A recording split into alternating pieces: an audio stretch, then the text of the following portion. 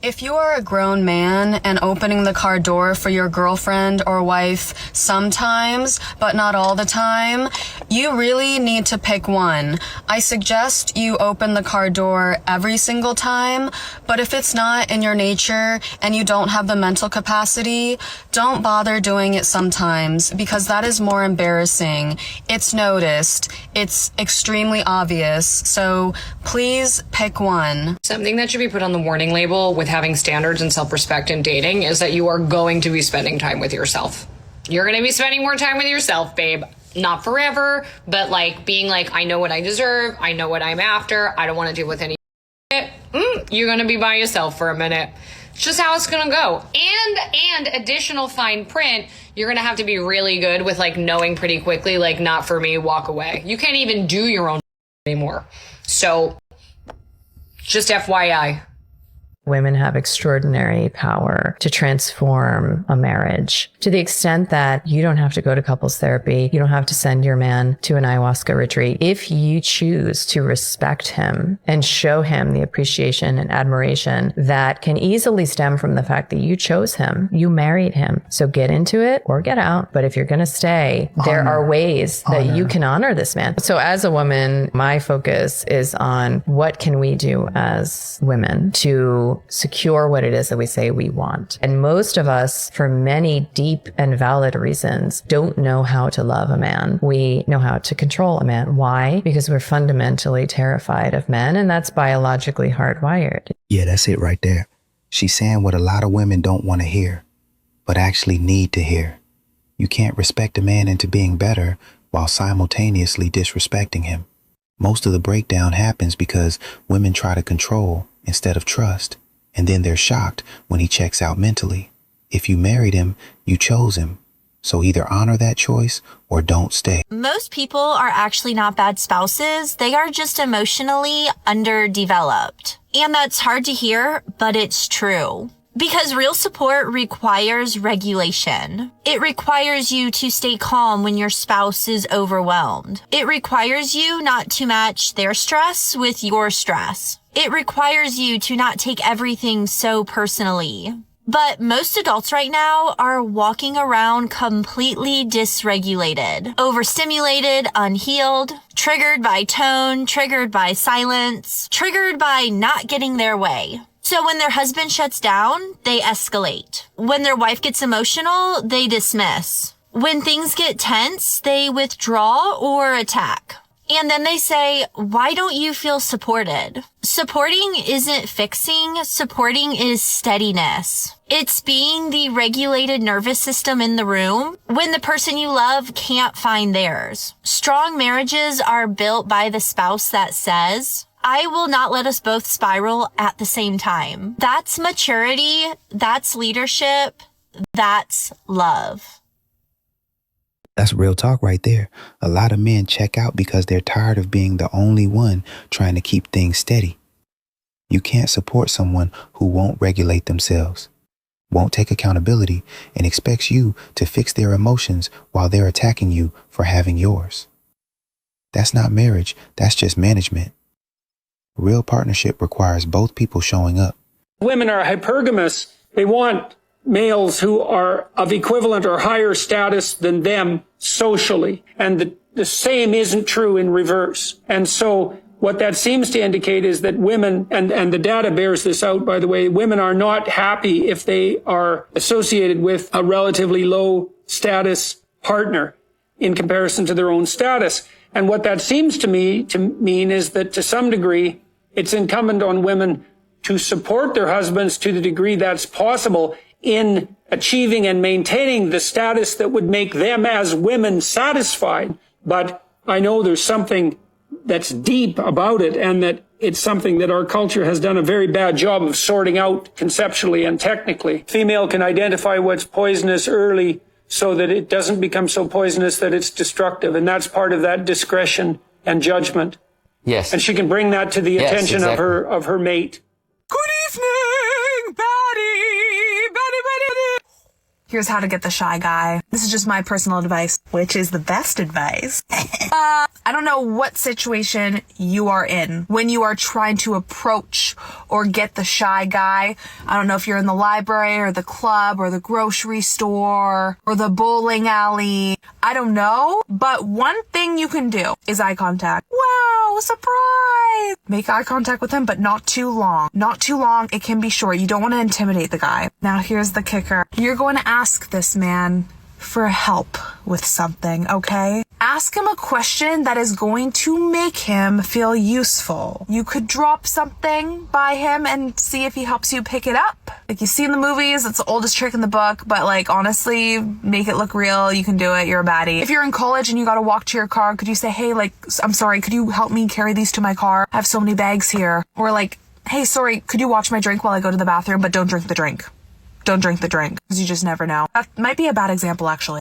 How about you're done your drink at the bar? It's like a little bit left in it. Ask him to watch your drink. I was gonna say ask him to watch your purse or your bag, but we don't know who's good out there, baddies. We don't know. Don't be risky with giving your purses to guys. Anyways, what I'm trying to get at here is like, make him feel useful. You could be at the grocery store. Could you help me with this? Could you help me with that? It could be a homework question, right? Could you help me with this? Could you help me with that? And then that way it would be an easy transition. Like, oh, for the homework, could you text me? Could you text me your answers? And then he'd be like, oh yeah, sure. Like, what's your number? Boom, there you go. And texting would be easier for the shy guy potentially if, in person is intimidating, right? I want you to do a little digging on this guy. Do a little digging on this guy. What does he like? What does he like? And then ask him more about what he likes one day. Because it's very easy for people to talk about what they like, okay? That way, he's not going to be stressed talking to you when you have this conversation, whether that's in text or in person. You never want to come off too strong. Again, that's intimidating. Come on. Come at him. Approach him. Sorry, that's where I was going with that. Approach him with like warmth. Don't approach him like I would approach a guy at the bar.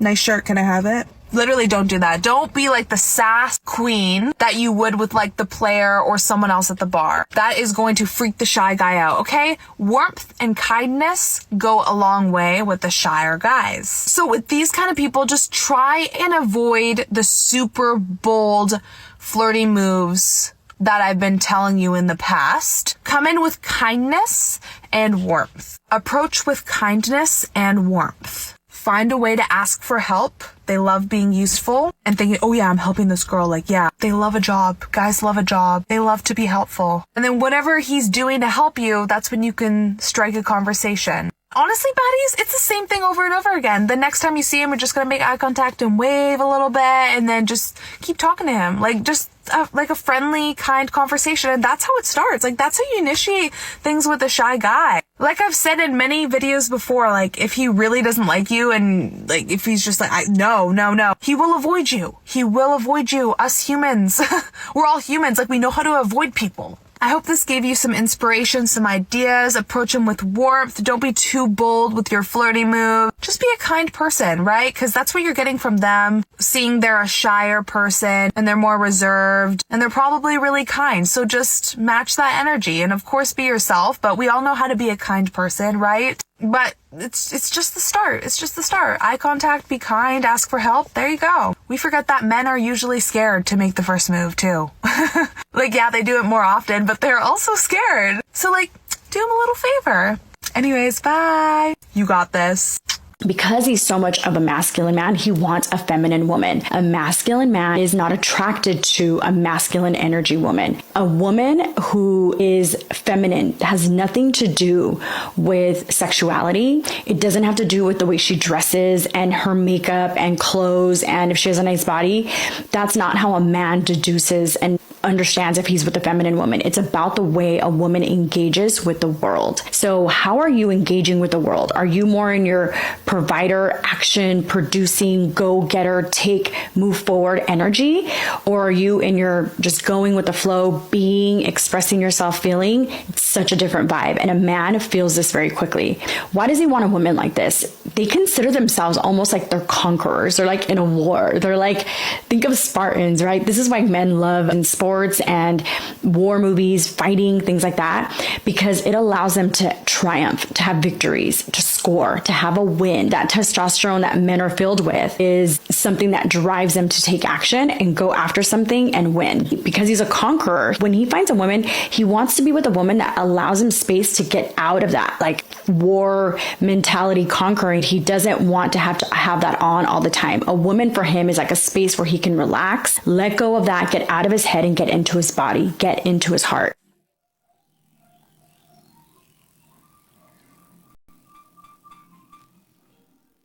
Yeah, that's right. She's hitting on something real here. A man's looking for that softness, that receiving energy, because he's already spending all day in conquest mode. He wants to come home and not have to be that guy anymore. That's not about control. That's about balance. He needs a space where he can just be human instead of always grinding. So I recently asked men, actually quite a few posts back, why they do not approach women anymore. And sisters, they got in them comments, about 400 comments. And we getting ready to start. Number one, I'm going to try to get through this as quickly as possible. I might have to do a part 2. Y'all are looking for studs? Y'all are not polite. Sisters, y'all not polite. Me Too and feminism. Apparently, they are afraid of being accused of SA. Everyone looks the same. No one stands out or is original. The system, social media, has destroyed y'all. Y'all are not safe. Okay. Y'all said y'all prefer a bear. Now we're gonna have to expound on that, because apparently there was a poll that says women asked who they feel safer around, they said men or a bear. Y'all chose a bear. The men are salty about that. Part 2. So yeah, about the bear situation, I'm choosing a man because I'm definitely afraid of bears, grizzlies to be exact. But let's get back into it. You have to pay for conversation. Y'all are not approachable. Ladies, y'all don't be approachable. Too transactional, only wanting money. Always begging. Y'all be out here begging these men, sis? No. Yeah, I know, sis. Too much attitude. Most act like escorts. Y'all put y'all dates on social media and make men look like creeps. They do not like that when y'all post y'all videos about y'all dates. They are afraid of that you will get on social media and talk about them. Too masculine. Always looking for a man to pay their bills. Men are valuing themselves over y'all. Not worth it. No peace. We'll tell them you did this because of that. No, I didn't. La, la, la, la, la, la, la, la. And they turn around and walk away. Why are you walking away? And if he were to articulate, say, because this isn't worth doing. You can't hear me. I can't be heard. I can't win here. This is a waste of time and energy. They just shut up. When they can't be heard, they just shut up.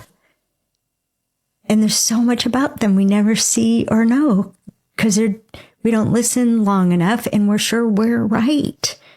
I mean, there's a joke. If a man's alone in the woods and he speaks, is he still wrong?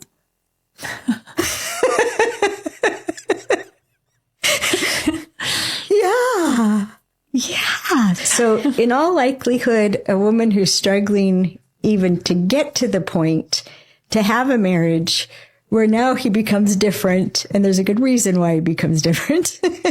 He will become different the moment you say yes. The moment he decides you're the one and you agree, he will change. Because they buy the whole package, when you say yes, he's now married. He's now married. He's just been upgraded to husband 1.0. He's going to function with the accountabilities of 1.0. It starts now. When's the wedding? I don't know. She's dealing with that. But he's being a husband before the wedding. The wedding's for the community, for the friends, for the fun, for her. He's already a husband, which means he holds himself to new standards and new territory. It's my job now to protect you from that. I watched you struggle with that the whole time we were dating.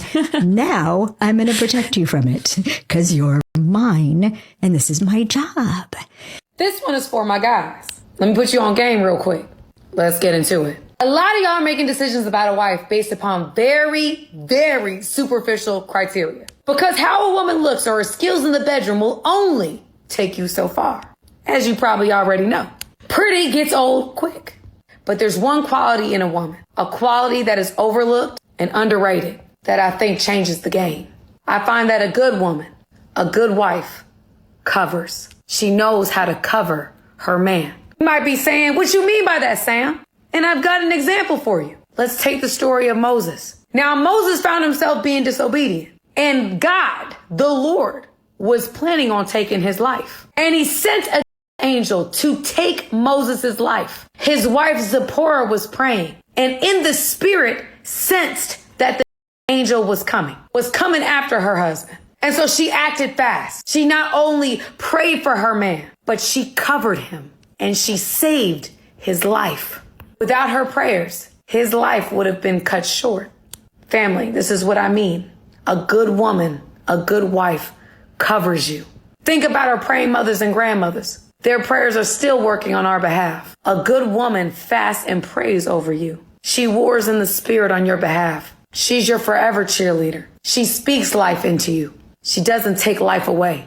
She fills in the spaces where there were once gaps. She ain't telling your personal business to randoms or venting to social media when she's upset with you or throwing subliminals on the gram when she's mad. She uses discernment. She's an asset instead of just a bill. Whether she's mad at you or not, whether y'all are together or not, she still chooses to cover you. That's her character. Not to spill your tea to the first ear that would listen. A good wife, a good woman covers. Not only in the spirit, but in the physical. And some of y'all are locking down women that couldn't pray you out of a box if she wanted to. Wifing up women that are so fixated on themselves, how they look, while you're out here either physically, personally, emotionally struggling.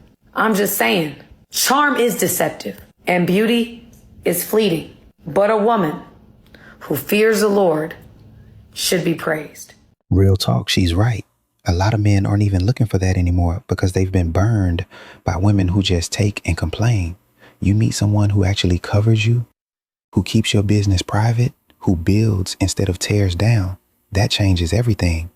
Most guys have settled for surface level because that's what was available. But yeah, character beats looks every single time.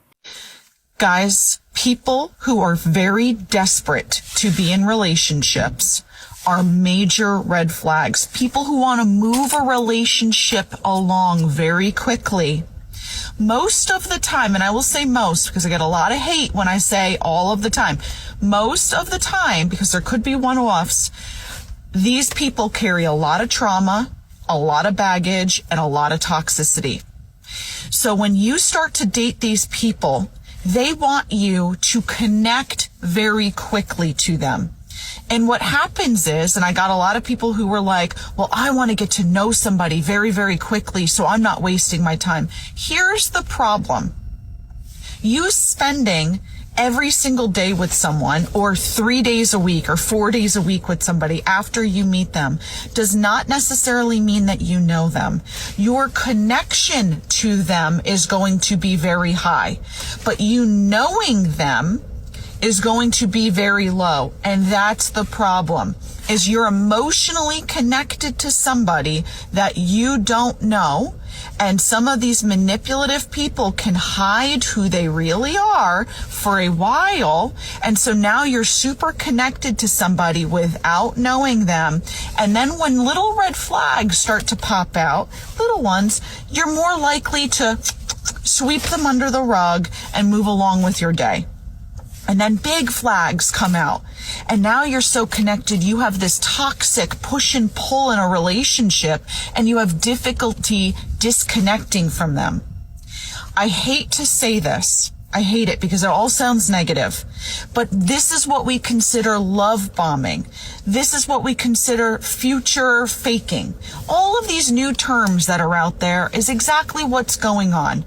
Now, can you find somebody and be like, nah, this is my person and we're making this happen? Absolutely. But let's take a step back. Let's go to the community and let's ask them, hey, have you ever fallen in love very, very quickly and then realized that person was a POS? a POS and you were deep in it because you were so connected to them and you couldn't let go, so this whole thing traumatized you for 6 months and now you're still dealing with it, the likelihood of that is very high. And I'm very confident with that. Very high likelihood. So slow the pace down. It doesn't necessarily matter if you pump the brakes. If this is your person, they're still going to love you in 3 months. They're still going to love you in 6 months. Maybe you should stop being in a desperate energy to try to connect to somebody. Maybe you're the problem. These are things to think about. No one's blaming, but it's things to think about. Pumping the brakes only helps you guys in the long run. Is chivalry dead? Do men still show up with flowers and open up doors when you're on dates? See, I am dating and I'm on dating apps, and I noticed that a lot of these men have on their profile, chivalry is not dead. But on most of the dates I've been on, they don't even really hold the door open for me. And I'm not talking about the car door. I'm talking about the restaurant door. They will walk in and let that door just swing by. So what do men mean when they say chivalry is not? So let me know if you are chivalrous. And ladies, let me know what are some of the things that men have done on dates that just wowed you. And you were like, oh my gosh, like he was such a gentleman. And men, tell me some of the things that you've done that was just kind of like out of the norm. You know, I know that we call people and we meet them at restaurants, but tell me something that you did besides that. And I know women can do things to make men feel special, but I remember dating back in the day. I mean, men just did that. They just stepped up and did it. You know, they would show up in they Sunday's best, like they Easter suit on a date, and have flowers in their hand. Some guys will even show up with a gift, you know, just something that just saying that, okay, like they just couldn't wait to go on a date, or, you know, put some thought into it. So let me know. Guys, tell me something that you've done that makes you feel like chivalry is not, or maybe you just don't care about opening up doors or bringing flowers, you know, things like that. You know, Valentine's Day is coming up, and us single ladies, I don't know what you're doing, but look like I might be doing Netflix and chill. But let me know, like, what are some of the things that a person have done that made you feel special? So let me know, because as you know, I'm doing these videos letting you know about my dating experiences on these dating apps and just letting you know what's really going on out here in these dating streets. So I need your help. Let me know. So maybe if I get a date by Valentine's Day, I might take some of I might look at your comments and see what you're doing. And hey, I can tell a guy like, look, hey, let's do this. So let me know what you're doing for Valentine's Day, and let me know if you're chivalrous. Look, she's actually onto something real here. A lot of men say chivalry isn't dead, but then they're not actually doing the work on the date. That's the disconnect. Men know what's expected. They put it in their profile, but then they show up and do the bare minimum. That gap between what they claim and what they actually deliver, that's why people feel let down. It's not complicated. I keep seeing all these videos on TikTok talking about, oh, why don't they yearn no more? Men don't yearn anymore. They don't yearn for women anymore because they're yearning for the boys. These are they like boys. That's why they don't yearn for women, baby. Date genuinely nice men. Men that won't take advantage of you just because you're still learning how to not people please. Men that will give you more than the bare minimum, even if you don't always ask for it. Men that won't just take from you just because you're giving and still learning not to overgive. Date men that are good men for themselves first, because that's who they are, regardless of how you show up. Wow, we're having to do this. You got it? You got it or no? We're doing a man's job right now. Yeah, try to use it. recommend to even help. Right. This is ridiculous. So much. Thank you. Here, record me now, because and Isaiah was supposed to come over here. Yeah, wow. You're making her put her food down. No, she dropped her soda. Now she dropped. No, pick it up. Hurry. No, now the girls have to do this. Wow. Are we serious? It's so heavy. Yeah, finally somebody's here. Wait a minute, I got my bag with somebody's here. A black bag? You don't see a black bag anywhere. It's got my purse in it. Wait, this one with the phone. Here it is. I appreciate you trying, but I gotta be honest with you. That transcript doesn't really make sense to me. It sounds like audio that got corrupted, or maybe a really rough recording, because I'm not catching a clear take or argument to react to.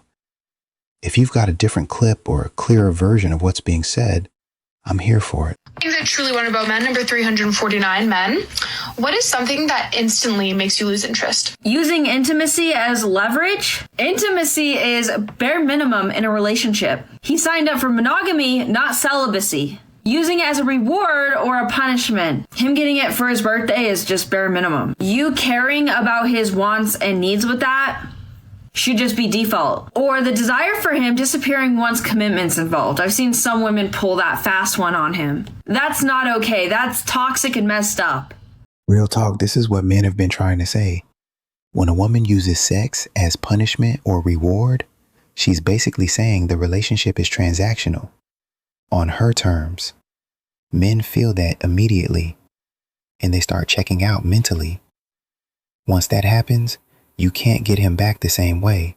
He's already gone.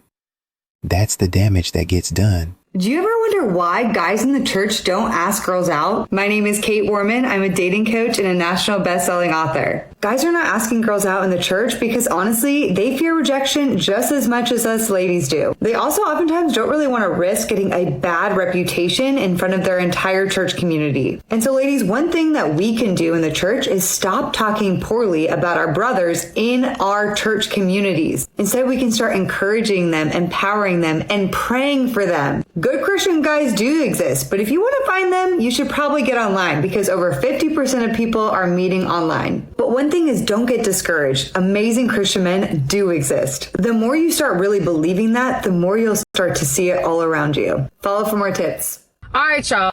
The question is, why are less men committing today?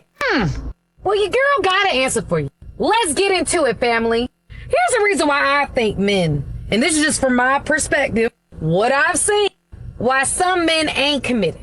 I think overall there's a fear of missing out. If a man is truly desired, he's successful, he's got options. And it's hard to settle when you have so many options. In addition to that, we as women are all vying for the same type of guy and missing out on really good men that have all the right intention for a man who isn't ready to settle down and may never be ready to settle down. I say this all the time. If a man is just not in that headspace, I don't care how good a woman is, he's not in that headspace. We also have to take into account the quality of women that are out here. I believe most men want a certain type of woman, and I think that woman is harder to find these days. Look, she's hitting on something real here. Men with options and purpose aren't settling just because a woman's available. That's facts. But here's what gets glossed over. A lot of women are competing for the same guy instead of asking if that guy's actually built for commitment. And yeah, the quality conversation cuts both ways. Men know what they want, and if it ain't there, they move on. Why are most men insecure around women that are about their business? I think because they haven't found their purpose yet. I think the only reason why a man would ever down a woman is because he doesn't feel good inside of himself and his mission and his purpose and his plan and his level of leadership. And so instead of doing something about his issue, he attacks that woman. Because a man that sees a woman as his partner, even if she's a little bit ahead of him, will be like, oh yeah, that's my baby and I'm getting mine too. I've never met anyone doing better than me that talks down on other people. I've only ever met low vibrational people that have low vibrational experiences. And the more low vibrational you are, the more you get to perpetuate that story. I don't subscribe to that story, but I feel like to me, it's giving weak. It's giving you are insecure inside of your result. And so now you want to lash out and attack because it's a mirror of all the things you could have done and you didn't. It's a mirror of all the ways that you lack. It's a mirror of all the disappointments that you have. And instead of dealing with yourself, you take it out on that person. Let me clarify what I meant why modern men are not dating anymore. Besides the economic struggle a lot of us face, modern dating has turned into a free-for-all, at least in the social media space, because we cannot negate that media and social media doesn't have effect on our psyche and how we see day-to-day life. When I said back in the day people didn't date, what I mean is prior to 1960, the revolution, people did not date around the way we date now. They courted with the intent of marriage. Now, was every single person following that? No. But the way we date now, how it's a free-for-all, how people do sleep together during the dating phase, that was not socially acceptable. That was just not normal. Were people doing it? Yes, but it was not normal. And if a woman happened to get pregnant, they would get married, because socially it was not okay for people to have premarital, have kids out of wedlock, and that be a-okay for everybody. That just was not a thing. She said all that, and she ain't said a thing. Men aren't dating anymore because the women aren't worth dating. There you go. Nice. It's baffling. I've had this account for years. And while I have made videos like this, and videos defending women specifically, it's insane how many women feel that my account should be about women rather than men and what men go through. When there's thousands of accounts out there talking only about women and what women do, and I look in those comment sections all the time. And I never see women being like, okay, well, what about men? What do men deal with? What are the red flags for women? Because it's okay. No one calls, a woman a pick-me if her whole account's about women. Or no one puts her down. It's okay to have an account all about women. If someone has an account about men and I'm desperate, I'm clingy, my whole life is about men, I have nothing else going on in my life. Like, this is deflection. You feel uncomfortable that I talk about, the double standards that men have to face or the issues men deal with. And it makes you uncomfortable. So it's like, okay, what about men? And yeah, I know there are lots of red flags in men out there. Yeah, men do some of these habits too, but that's not what this conversation's about right now. That's not what this account is about right now. And over the years, I've made, the videos anyways. But a lot of my advice applies to both. If you're a woman watching my videos, you can be like, okay, this applies to me, this doesn't.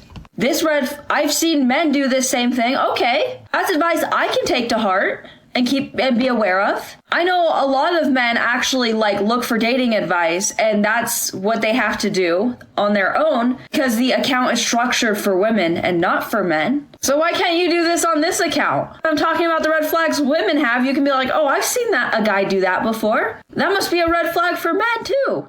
So Gen Z isn't having any, and apparently this is a really big question for the culture as to why it's not happening. And my question is do any of you guys have friends? Have any of you guys sat down with a woman recently? Because I don't think I've had any casual conversation about dating with anyone my age with a woman, without her just completely lamenting the dating prospects. Talking about how awful these men are. None of them are making any moves. When they do make a move, they want to take you on a date by driving you around. They're completely addicted to pornography and want to reenact that with you.